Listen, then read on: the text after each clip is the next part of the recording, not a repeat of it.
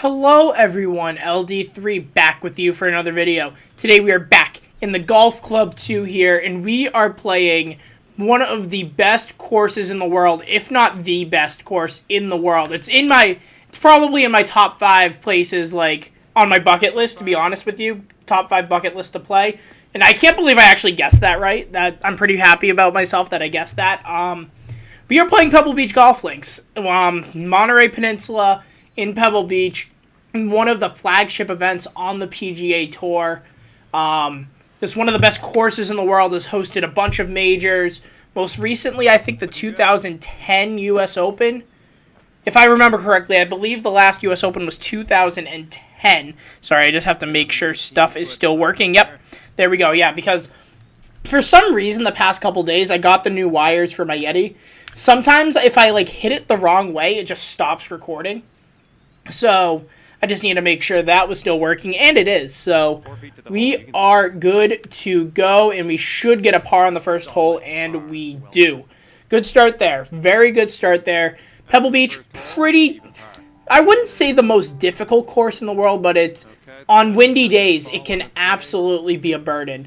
It's not the longest course in the world by far. It's one of the shorter courses on the tour. It's at about depending on how it plays it. Here it's about 7,200 yards or so, but I'm pretty sure, that it can be, you could even play below 7,000 yards at some point. So it's definitely not the longest course on the tour, but it's most certainly not the easiest, because the one thing that there is on this course is wind. It is a links course, Pebble Beach Golf Links. It's on the ocean. There's a bunch of holes, 6 through 10 are all in the ocean, and then 18 is also on the ocean side. So you got a lot of wind even throughout the course, even if it is a little more inland. So it's definitely going to be a challenge to play well for just not even the amateurs playing that don't really get to play this type of course a lot, but also the pros. The low rounds are usually pretty low, but that's because it's February. Well, I'm not even sure how low they usually go. They probably go low to mid-teen, so it's pretty much a regular PGA Tour event, but it seems a lot more difficult just because it seems a little more difficult than most courses. And this is also one of those events where you play multiple courses, so you actually play 3 courses and then the cut and then the 4th round. So that's probably why the scores are a little lower, is because you are actually playing on 3 different courses, and the other 2 courses aren't as difficult.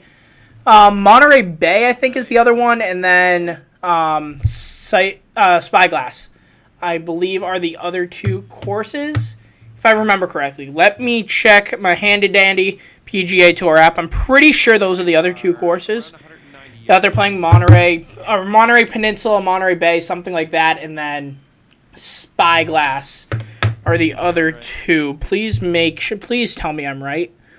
Please tell me I'm right. That would be absolutely amazing if I was right. Can I be right? No, they're going to make me log in because it's not time for me to actually look at the course yet. It's not time for them to let me look at the course, but I'm pretty sure I'm definitely sure it's one of those events that you play more than one course, and that was a terrible bunker shot. I apologize. That was absolute garbage, and now I'm probably going to go 1 over. Oh, why?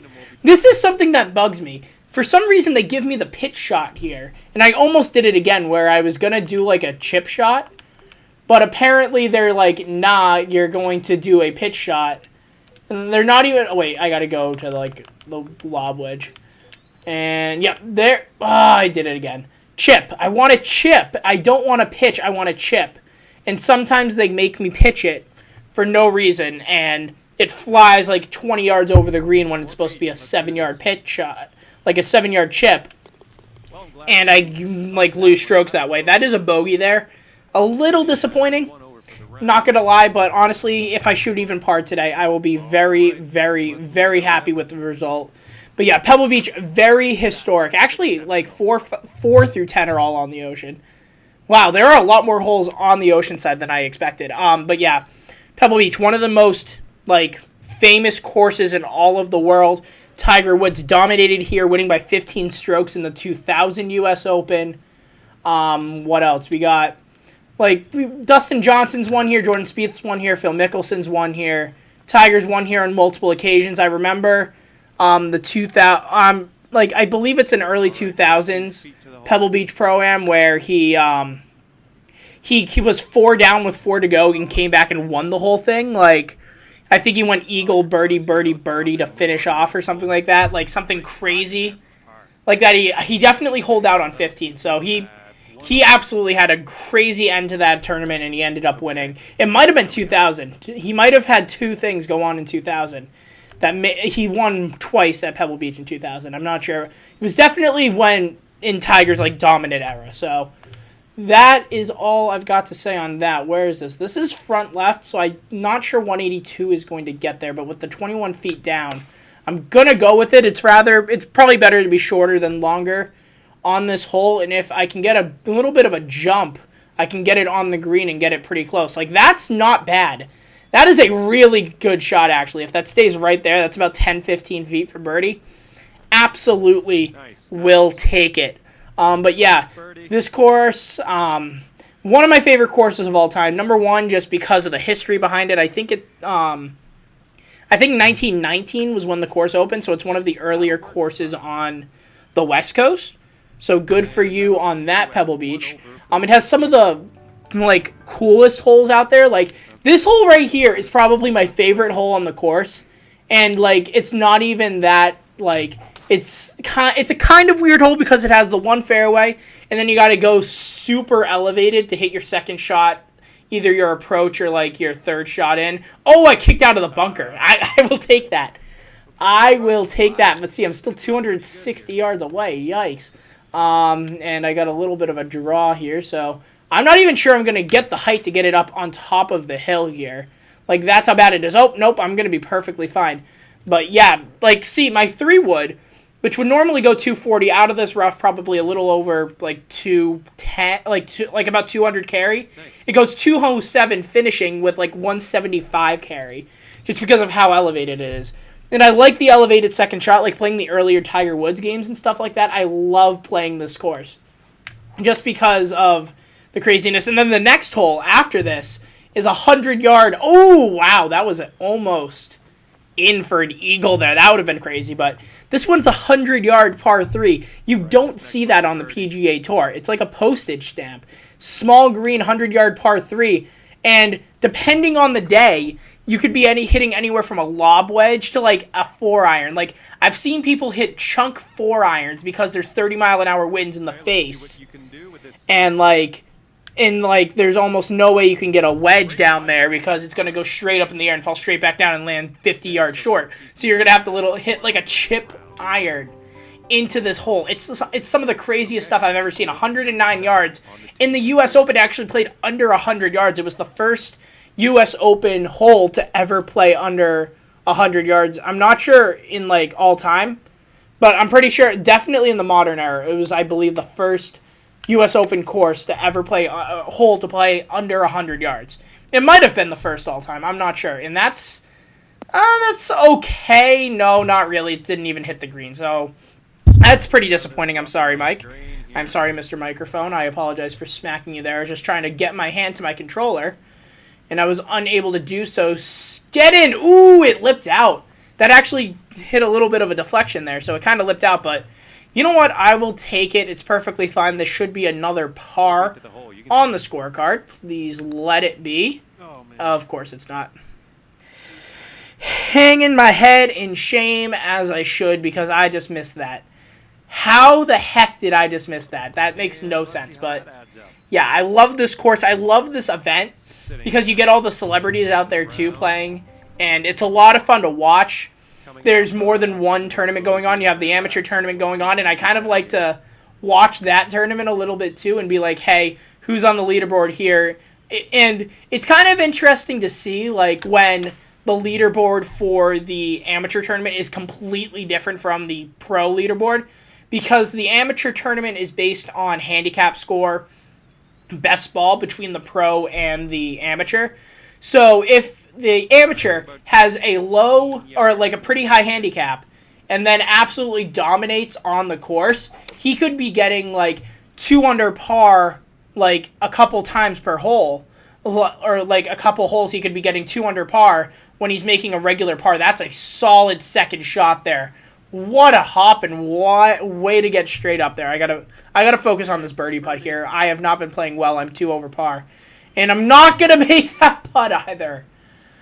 But yeah, I love the amateur tournament because that tournament can swing any like very quickly just because of the handicaps and stuff and how the tournament actually plays, because you could be like a 15 handicap, get a par on the number 1 handicap, and like that counts as a birdie, or be like or get a birdie on the number 1 handicap, but your handicap's like a 4, and you get an eagle on it. Like, that is absolutely crazy. It's 2 strokes. It flips the entire tournament around. Those finish in the 20 unders-ish because you have both the professional best ball and then the amateur best ball with the handicap and stuff like that. So those numbers get to be pretty low. Some of the pairings are fun, too, to see, just like how they play, stuff like that. Can this be a good shot? No, it's going to be over the flag. It hits pin high, but it's going to roll off the back of the green, it looks like. That's not bad because it's not over. So, again, I will take that since it's not actually over, like, into the water. And I didn't pull it, so it didn't actually end up in the water. Is this chip going to be okay? It's going to get there. It's going to get there. That's not the worst chip. That's actually a lot better than I thought it would be. I thought I was going to land, like, 5 yards short, check, and just I would have a 12-footer for birdie or for par. But instead I have a 5-footer, I make it, there's a par. I'm 2 over on this front 9. Like, you don't think it's that hard of a course, but then you actually play it, and it's a lot harder than you think it is. And of course this hole is a 500-yard par 4. This is a little off because I think this one has a very big downhill slope. So it's a little off, but it's still this honestly is a pretty accurate representation. I'm not going to lie, this is pretty solid. So good on this person's part for creating this course. Good job for you. Very happy with your work. This is actually that's pretty good, I would say, because there is definitely, I know I'm moving for like the 3rd time over here, there's definitely some drop-off on the right side. So that's pretty accurate, I would say. I'm going to call that pretty accurate. On the accuracy scale, I would give that probably a 7.5 out of 10. Maybe an 8 out of 10, and I might have just hit it in there. Did I keep it left enough? Oh, I did. Okay, so I'm going to leave it a little short. Honestly, that's not the worst it could have been. And it's even going to roll up on the green, so I'm going to have a putt for birdie. I will absolutely take it. But what else was I going to say? Oh, yeah, so going back to the pro versus the amateur tournament, like, the leader in the pro tournament, like, their partner might not even make the cut for the amateur tournament. Like, that's how crazy it is sometimes. Like, they don't even make the cut for the amateur tournament, so I'm not sure if it's like the amateur like doesn't even play the final round or something like that, but like there's that, and then there's also some pro players that make the cut in the amateur tournament but don't make the cut in the pro tournament, so they keep playing as with like the amateur partner, but they don't actually count towards the pro tournament. And so there's so many players playing that like either are not a part of one tournament or one event, not part of another event, not even like, or playing in both, so it's kind of strange. Like, it's happened a few times where both the winner of the amateur tournament and the pro tournament was like the same group, or like the same pro was part of both winners. Like, I've seen that happen a couple times. Like when Brandt Snedeker won in like 2013 or 14, around there, his partner, who was his old college golf coach, they won the amateur tournament and Brandt won the pro tournament. But there's also some times when, like, let me just finish this off. Like, when the pros are playing, like, 15-16, like, the 15-16 hole, like, the leaders are playing there, you have the amateur leaders playing on the front 9 because they start on hole 10, and playing on, like, 6 and 7, trying to win the amateur tournament on the entire other side of the golf course, and sometimes the coverage goes to that to be like, hey, these are the leaders of the amateur tournament, stuff like that. So I think that's pretty cool. I'm not sure how you guys feel. Let me know down in the comments if you feel the same way. I love this tournament. I love this tournament to death. It's an absolute treat because You get to see this is one of the first events where you see some of the top players playing, number one. And two, you get to see some of your favorite celebrities, actors, actresses, like sports stars playing some golf, and that you don't typically see play, and you can like check out their swings, analyze their swings. Like that's what CBS does a lot at these tournaments, like analyze the amateur swings.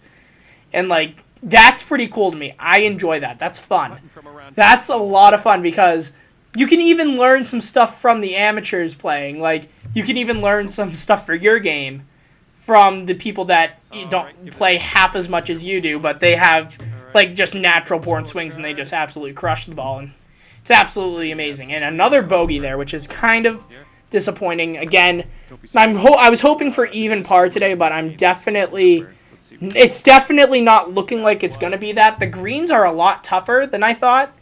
Like, the greens are tough at a lot of PGA Tour courses. I've played one for my high school career. I kind of can understand how tough the greens are, but seems a lot more difficult than it should be. Like, or maybe not that, but like it seems a lot more difficult than like I expected.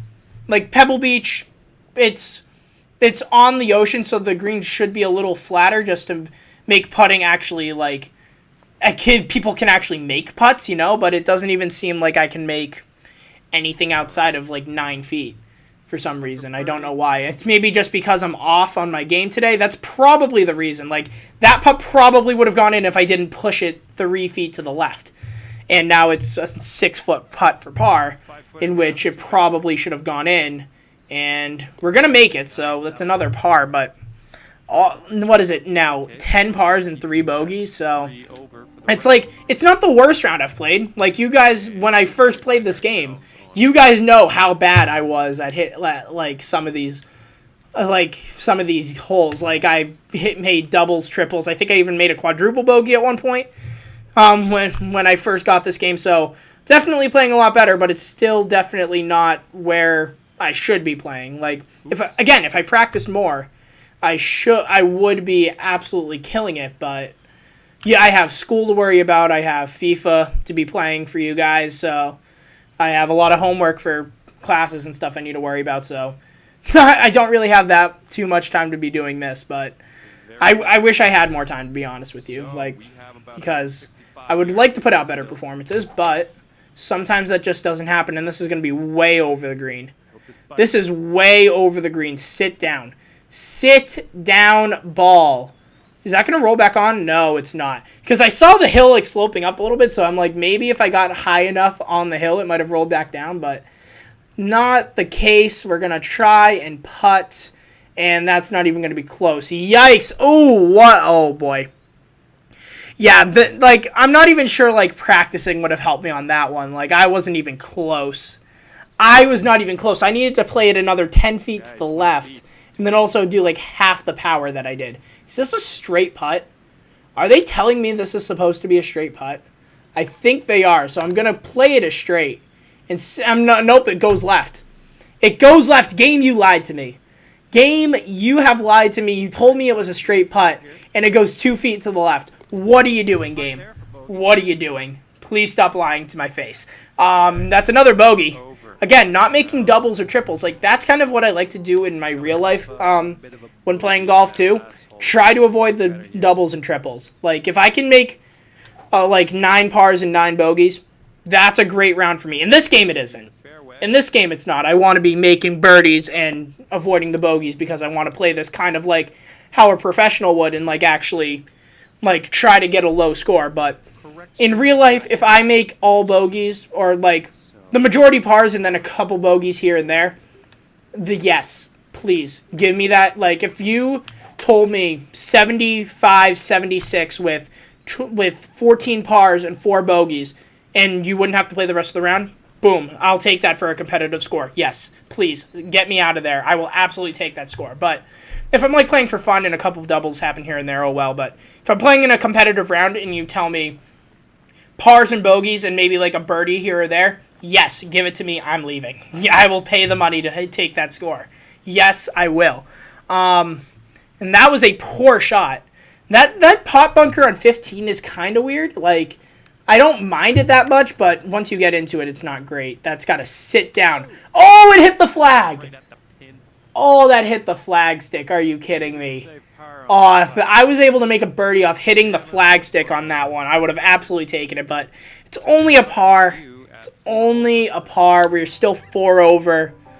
Like, I'm not sure how to feel about this round, to be honest with you. Like, I love playing Pebble Beach, so I'm having a great time because it's just reminding me of the course again, and because I haven't seen it in a while, gonna make me very happy for this weekend. And, of course, another bunker!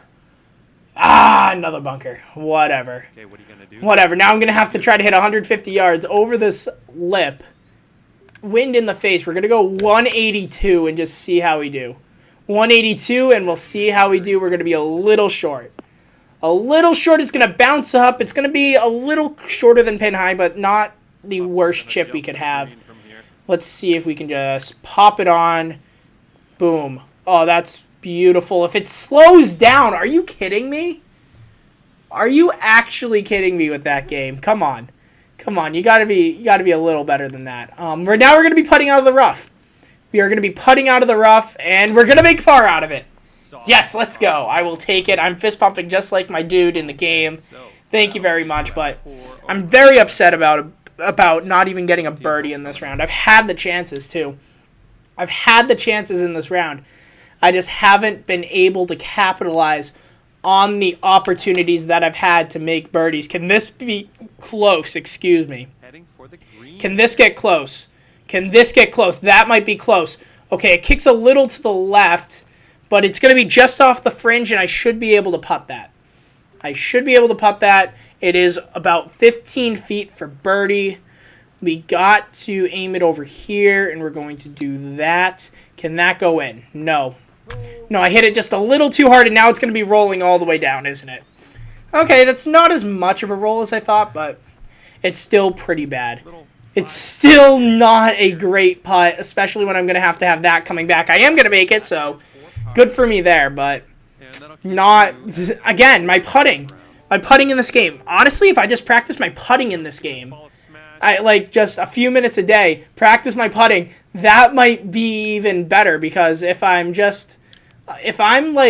because I think my, driving and my irons are fine, but my putting is the reason why I'm not doing well, because I'm missing birdie putts that way, and I'm missing maybe even a couple par putts that way, just because I'm completely messing up on the mid-range putting. So, if I was a better putter in this game, who knows what would happen, but we're going to have our second shot here on 18. I wish this hole was a little shorter, because I think in real life it's only about 550 yards. They made it closer to 600.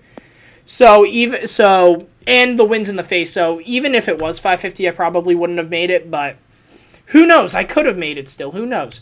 How are we going to have 58 yards to the hole here, and we're just going to do a little pitchy pitch with the sandy wedge.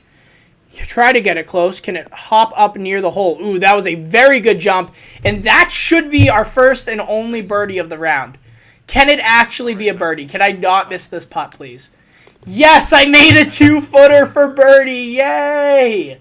Yay, I make a birdie, and it finishes me off at a 75. With how my putting is, I'll take it, but... man, with how my irons and my driving should be, and it was pretty decent today. There were a couple drives here and there that went off, but my putting wasn't great, and I hope it gets better in the future so I can get a little better rounds than that.